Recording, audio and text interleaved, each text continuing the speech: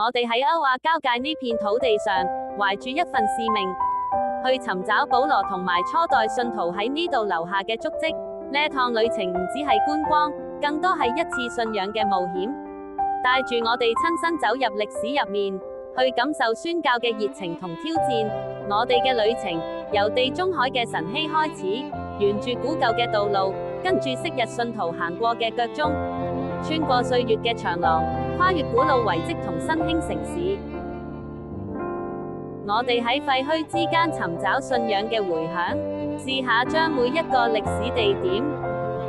化成屬於自己嘅靈修時刻。途中經過壯麗嘅特洛伊遺址，呢度唔單止得史詩同傳說，仲見證住文化嘅交融。我哋走入貝爾加馬，除咗古老教會之外，仲可以見到滿有醫學智慧嘅展品，提醒我哋身心靈同樣咁重要。站喺曾經係異教同福音衝突前線嘅阿底米斯神殿遺址，更加切身體會早期信徒宣講真理嗰陣，要面對幾大嘅壓力同幾大嘅勇氣。再繼續向前，嚟到白色梯田好似雲層咁嘅棉花堡，提醒我哋信仰要被潔淨，生命都可以一層一層展開新嘅開始。踏足伊斯坦堡、蘇菲亞教堂嘅輝煌，展現咗基督信仰曾經有過嘅榮耀，亦都見證唔同信仰並存所帶嚟嘅歷史衝擊。當然，旅程終點都唔少得，就係啟示錄裏面提到嘅7間教會。我哋走過唔可以忘記起初之愛嘅以弗所，成為每一個信徒信仰路上重要嘅里程碑，是每拿所持守經火煉試驗嘅中心，好似喺逆境裏高高飄揚嘅旗幟。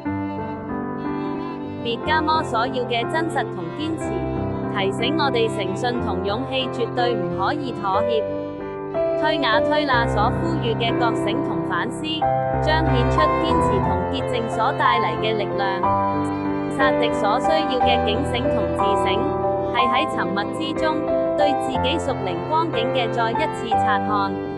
非拉鐵非嗰份堅定信靠，就好似守望喺城門口無懼風雨嘅信徒。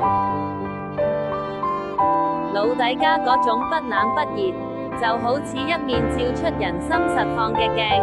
一塊塊石板底下埋藏住成千年嘅故事同智慧。我哋喺度細聽呢份寧靜，亦都喺度禱告敬拜。每一個地點都喺回應今日信徒內心入面嘅掙扎。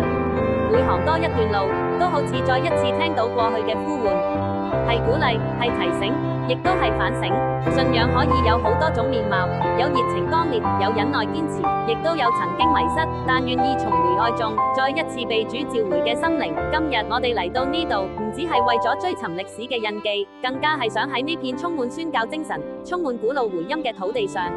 聽清楚屬於現代人嘅提問同答案。我哋可以點樣繼續呢一份使命，喺自己嘅世代入面，延續福音嘅道路。